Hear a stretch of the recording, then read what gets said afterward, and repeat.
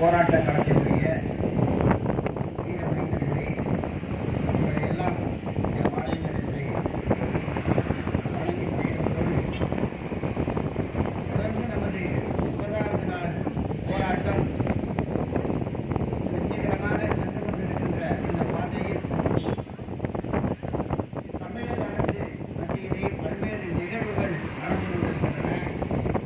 அதை பற்றிய செய்திகள் எல்லாம் இங்கே வந்து கொண்டிருக்கிறது.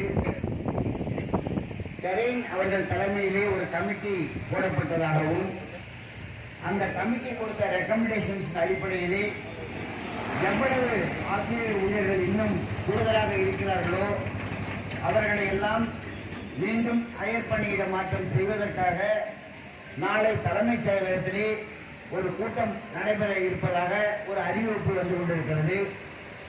அதில் குறிப்பாக ஆசிரியர் அல்லாத ஊழியர்கள் கிட்டத்தட்ட 1400க்கும் மேற்பட்ட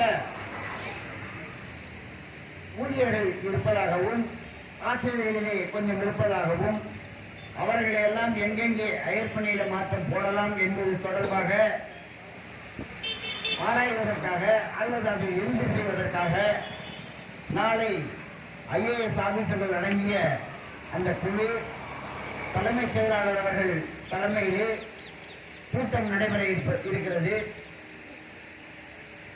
நாம் இதை வரவேற்கின்ற ஒரு நிலையில் இருந்தாலும் கூட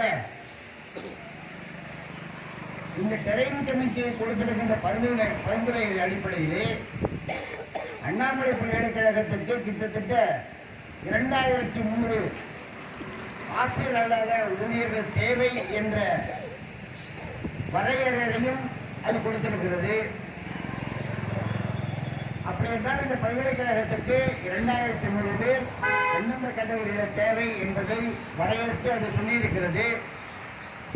தற்போது பல்கலைக்கழகத்தில் இருக்கிற ஆசிரியர் அல்லாத ஊழியர்கள் 2800 பேர் தான் இருக்கிறார்கள். நீங்கள் 1300க்கு மேற்பட்டவர்களை 1400க்கு மேற்பட்டவர்களை நாங்கள் நாளை அயர் பணியிட மாற்றம் செய்ய போகிறீர்கள் என்றால் இவர்கள் எல்லாம் எக்ஸஸாக இருப்பவர்கள் அந்த துறையிலே.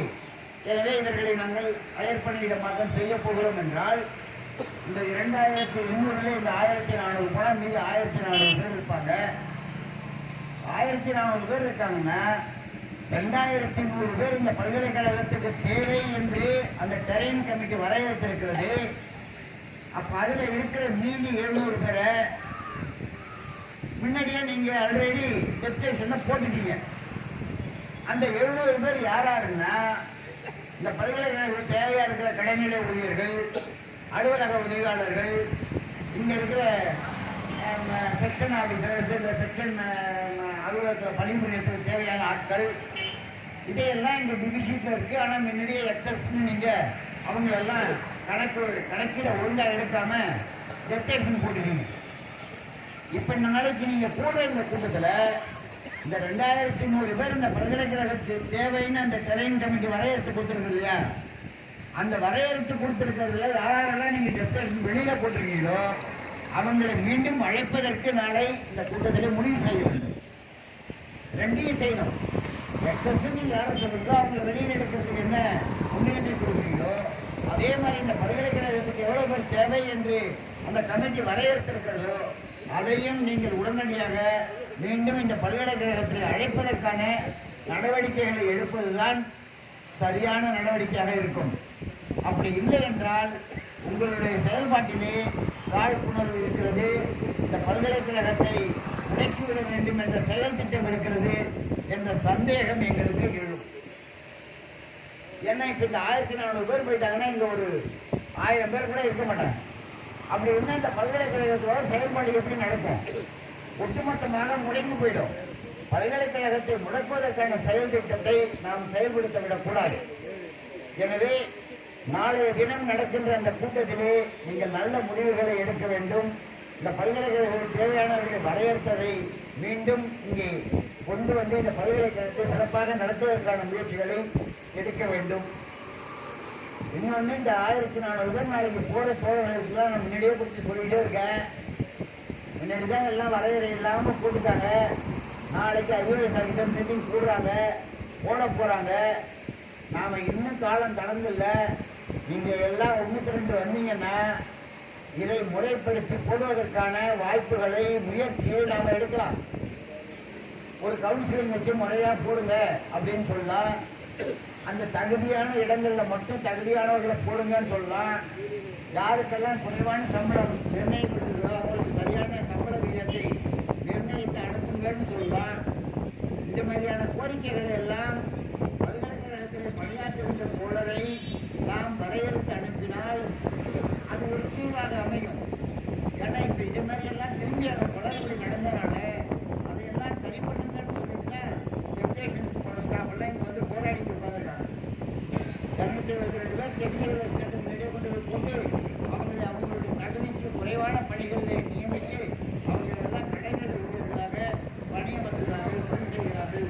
அதை சரி செய்ய வேண்டும் அப்படிங்கிற கோரிக்கையை வச்சு போராடிட்டு வருவோம்.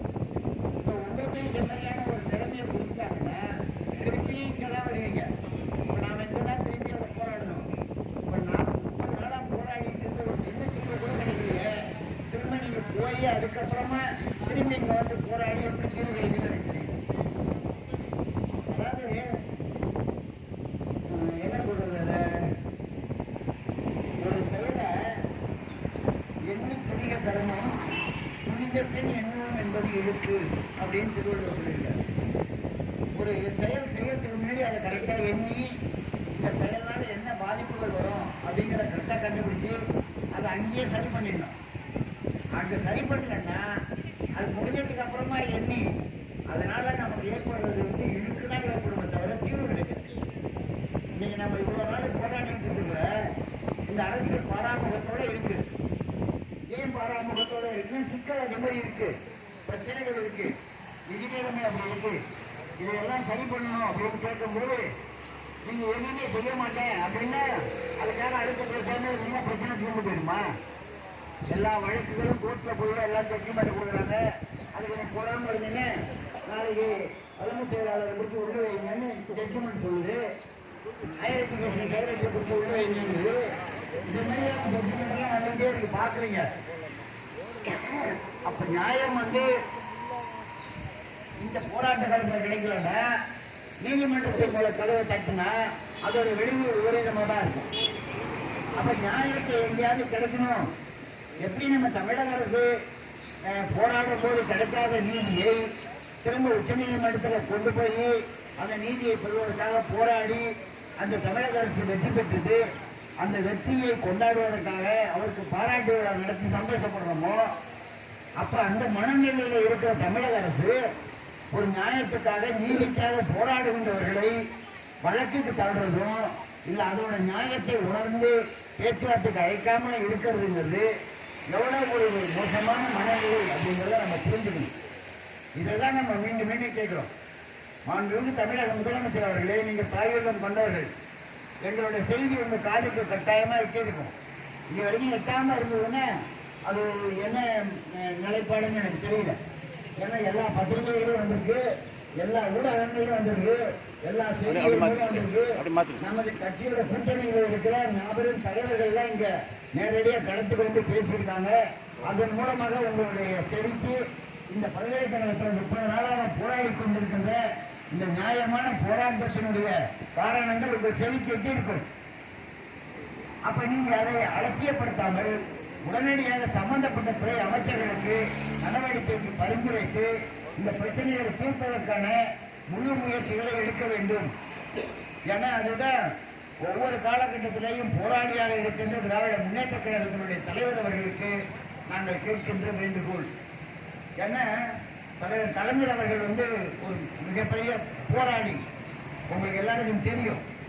ஏன்னா நள்ளிரவுல சிறைக்கு பிடிச்சிட்டு போனாங்க. அவரை நள்ளிரவுல கைது பண்ணி அரெஸ்ட் பண்ணி ஜெயிலுக்கு கொண்டு போனாங்க. அது அந்த அந்த பெரிய அவர் ரெகுலராக எப்போ அரெஸ்ட் பண்ணலாம், பகலே வந்து கூட்டு போனாலும் அவர் வரணும்னு சொல்லக்கூடாது, அரெஸ்ட் பண்ணி வீட்டு போகலாம். ஆனால் இந்த நள்ளிரவுல அரெஸ்ட் பண்ணதை அவர் எப்படி ஃபேஸ் பண்ணாரு, அவருக்கான மருத்துவ உதவி எதுவும் செய்யாம கொண்டு போய் சிறையில் அடிக்கும் போது அந்த போராளியாக இருந்த கலைஞர் அவர்கள் அந்த சிறை வாசல்ல உட்காந்து புற சிறையில் உட்காந்து போராடி அதை அத்தனை மக்களும் பார்த்து உடனடியாக அதுக்கு ஒரு தீர்வு கிடைச்சி உடனே ஜட்ஜிங்க போய் அதுக்கு ஒரு தீர்வு கிடைச்சது. அப்படிப்பட்ட நியாயமான கோரிக்கைகளுக்காக போராடுகின்ற தலைமை வழி வந்த நமது மாண்புமிகு முதலமைச்சர் அவர்கள் நியாயமான போராட்டம்னா என்ன, அதுக்கு நாம எப்படி செவி சாய்க்கணும் அப்படிங்கிற உணர்வு அவருக்கு இருக்கும்னு நாங்கள் நம்புறோம் முழுமையா. ஏன்னா அந்த வழி வந்தவர்கள் அவர்கள். எனவேதான் நாங்கள் அவங்கள்ட்ட உரிமையா கேட்கிறோம். அந்த உரிமையாக தாயுள்ளத்தோடு கொண்ட முதலமைச்சர் அவர்கள் எங்களுடைய கோரிக்கைகளை நீங்கள் பரிசீலியுங்கள். இதுல என்ன நியாயம் இல்லைன்னா நியாயம் இல்லைன்னு சொல்லுங்க. இந்த கோரிக்கை நியாயம் இல்லப்பா, இதை கேட்கறது நீங்க தப்பு, இதை விட்டுருங்க அப்படின்னு நீங்க அந்த நியாயம் இல்லாத கோரிக்கைகளை சொல்லி காட்டீங்கன்னா அதை விட்டு விடுவதற்கு நாங்கள் தயாராகிறோம். அது நியாயம்னு இருந்தா ஒரு வழக்கு கோர்ட்டு ஜட்ஜ்மெண்ட் சொல்லி நீங்க 33 பேருக்கு கொடுக்கறது நியாயம் இருக்குன்னா மீதி பேருக்கு கொடுக்கறது நியாயம் தானே. அப்ப அது என்ன நியாயம் இல்லாம இருக்கு? அப்ப இந்த நியாய உணர்வுகளை உணராம நீங்க இருந்து எங்களை இத்தனை காலம் போராட்டத்தை தள்ளுவது இது என்ன தெரியல. அப்ப நாங்க எங்களுடைய இந்த போராட்டம் இன்னும் உங்க செவி கேட்கிற மாதிரி வலுவா போராடல அப்படின்னு நீங்க நினைக்கிறீங்களா, இல்ல இது அடுத்த கட்டத்துக்கு ஏதாவது கொண்டுட்டு சொல்லணும்னு நினைக்கிறீங்களான்னு எனக்கு தெரியல. அப்ப அதுக்கு தகுந்த மாதிரியான போராட்ட வியூகங்களை நாங்கள் மாற்ற வேண்டிய சூழ்நிலை தான் ஏற்படும். அதை நாங்கள் கட்டாயம் செய்வோம்.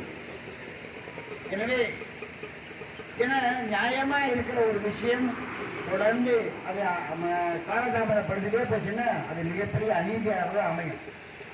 அன்பு தோழர்கள்லாம் சொல்றதுதான், பல்கலைக்கழகத்தில் பணியாற்றுகின்ற தோழர்கள்லாம் இன்னைக்கு நீங்க பல்கலைக்கழகத்தில் இருக்கீங்க, நாளைக்கு நீங்க டெப்ரேஷன் வெளியில போறீங்க, உடனே நீங்க அதுக்கு உடனே அந்த மைண்ட் செட் வச்சுட்டு இந்த மாதிரி நம்மள இங்க நிரந்தரம் அப்படின்னு நினைச்சிட்டு உட்காந்துட்டு இருக்கீங்க. நாளைக்கு அங்க போனீங்கன்னா உங்களை இந்த மீதி இருக்கிற 800 பேர் இருக்கான் பாரு, அவன் அந்த கண்ணோட பேர் தான் பார்ப்பான். நல்லா புரிஞ்சுங்க. அவன் டெப்ரேஷன் வெளியே போயிட்டான், அவன் நம்ம எம்ப்ளாயி இல்லைன்னு மீதி இருக்கிற 800 பேரும் நீங்க போற 1300 பேரை நினைப்பான். அப்ப இன்னைக்கு நீங்க இருக்கிற 1300 பேர் இங்க வாங்கன்னு கூப்பிட்டா நாளைக்கு போற நீங்க வர மறுக்கும்போது உங்களுக்கு என்ன மனசாட்சி இருக்குன்னு தெரியல. உங்களுக்கே இறக்கம் இல்லையா, அப்ப அரசுக்கு மட்டும் எப்படி இறக்கம் இருக்கும்? இல்ல, பல்கலைக்கழகத்தில் இருக்கிற ஊழியர்களுக்கு உங்களோட இணைந்து பணியாற்றி உங்களோட இணைந்து உட்கார்ந்து வேலை செஞ்சு இன்னைக்கு ரிட்டையர்ட் ஆகி போய் சம்பளம் கிடைக்கல, எங்களுக்கு பெனிஃபிட் கிடைக்கலன்னு போராடுறேன்னு அந்த போராளிகள் மேல உங்களுக்கு இறக்கம் இல்லை. ஊழியர்களாக இருக்கிற உங்களுக்கு அவங்களுக்கு சப்போர்ட் பண்ணணுங்கிற ஒரு மன உணர்வு கூட இல்லைல்ல. அப்ப அவ்வளவு ஒரு மனம் இருக்க மட்டும்தான் நீங்க இருக்கீங்க. நம்ம எம்ப்ளாயே நீங்க இவ்வளவு இறுக்கமா இருந்தீங்கன்னா கவர்மெண்ட் எப்படி இருக்கும்? அரசு உங்களை தாண்டிய கல்லு மனசோட தானே இருக்கும். அப்ப இந்த கல்லு மனசோட இருக்கிற அரசாங்கத்தை நம்மளுடைய ஒற்றுமை தான் கரைய வைக்கும். அப்ப நீங்க ஒற்றுமையாக திரண்டு இந்த இடத்துக்கு வரும்போதுதான் நம்ம எல்லாருடைய வாழ்வும் பாதுகாப்பு. நேற்று நான் நோட்டீஸ் கொடுக்கும்போது எல்லாத்தையும் சொல்றேன், எல்லாரும் உணர்ந்த மாதிரி அப்படியே தலையாட்டுறீங்க. ஆமா சார், நியாயம் தான் சார், யாருமே போராட மாட்டாங்க, நீங்களாவது போராடுறீங்க சார், நாங்கெல்லாம் உங்க பக்கத்துல தான் சார் நிக்கிறோம், நாங்கெல்லாம் வரோம். எங்க வரீங்க? இந்த வாய்தான் வருது, ஆளு வர மாட்டேங்க. உங்களெல்லாம் எதுங்க தடுக்குது? உங்களெல்லாம் என்ன எந்த செயல் தடுக்குதுன்னு எனக்கு தெரியல. தயவு செய்து வர சனிக்கிழமை அன்றைக்காவது ஒரு மாபெரும் ஊழலை வச்சிருக்கோம். நமது பல்கலைக்கழகத்தில் பணியாற்றுகின்ற ஊழியர்களுக்கு என்னோட அன்பான வேண்டுகோள், சனிக்கிழமை அன்று மிகப்பெரிய அளவில் நீங்க எல்லாரும் குடும்பத்தோட இந்த பூமா கோயில் மண்ணில் உங்களோட காலடி படட்டும். இதுவரையில் நீங்க பண்ண பாவம் கழுவப்படட்டும். அப்படிதான் நான் சொல்லுவேன். நீங்க இதுவரைக்கும் என்ன பாவம், 30 நாளா உன் கூட வேலை செஞ்ச ஒரு ரிட்டையர்ட் எம்ப்ளாயிக்காக நீ சப்போர்ட் பண்ணாத பாவம் சனிக்கிழமைக்கு உன்னுடைய வருகையின் மூலமாக கழுவப்படட்டும். அப்படி அந்த பாவத்தை கழுவலைன்னா அந்த பாவத்தை சுமந்த பாவம் உங்களை சும்மா விடாது. மனசுல வச்சுக்க, ஞாபகம் வச்சுக்க. எனவே தயவுசெய்து இதுக்கு மேலே என்னால் சாம விடணும்னு நினைக்காதீங்க. மன வேதனையோட சொல்றேன். உங்களை எல்லாம் பாதுகாத்து இத்தனை காலமா உங்களுக்கு முழு சம்பளம் வாங்குறதுக்கு செஞ்சதுக்கு ஒரு நன்றி கடன். நீங்க சனிக்கிழமை அன்னைக்கு உங்களுடைய பிரசன்ஸ் இங்க இருக்கணும். அவ்வளவுதான் நான் கேட்கறதுலாம். எத்தனை பேர் வரீங்கன்னு நான் பாக்குறேன். ஏன்னா இல்லைன்னு வச்சுங்களேன், நீங்க எல்லாருக்குமே கஷ்டம். அது எதிர்காலத்துல மிகவும் சிரமப்படுவோம். எல்லாரும் கஷ்டத்தான் பட போறோம். அதை அரசுன்னா சும்மா சாமானியமாக நினைக்காதீங்க. அது மிக ஆபத்தானது. அந்த அரசு எந்திரம் அதை வலுவாக நம்ம ஒற்றுமையாக இருந்தால் மட்டும்தான் எதிர்கொள்ள முடியும். எனவே தயவு செய்து ஒன்று திரண்டு வாருங்கள். அதே மாதிரி அயற்பணி தோழர்கள் எல்லாம் பெரும் திரளாக எப்பயுமே கலந்துக்கிறீங்க. அதில் அலட்சியம் காட்டாமல் இன்னும் பெரும் திரளாக, ஏன்னா சனிக்கிழமை அன்னைக்கு லீவு தான், அதனால் சனிக்கிழமை அன்னைக்கு அயற்பணியிட மாற்றம் செய்யப்பட்ட அத்தனை தோழர்களும் பெரும் திரளாக குடும்பத்தோட தங்களுடைய குழந்தைகள், மனைவிகள், தன் மனைவி, தன்னுடைய அப்பா அம்மா யார் இருக்காங்களோ மேக்சிமம் அவங்க எல்லாம் சொல்லி இந்த நியாயமான போராட்டத்துக்கு நீங்கள் அனைவரும் ஒன்று திரண்டு வந்து ஒரு மிகப்பெரிய ஊர்வலத்தை நாம் நடத்தி அன்றைய தினமே நமது கோரிக்கையின் வலுவையும் நமது ஒற்றுமையையும் தமிழக அரசுக்கு காட்ட வேண்டும் என்று வேண்டி விரும்பி கேட்டுக்கொண்டு வாய்ப்புக்கு நன்றி கூறி அமைகிறேன். நன்றி, வணக்கம்.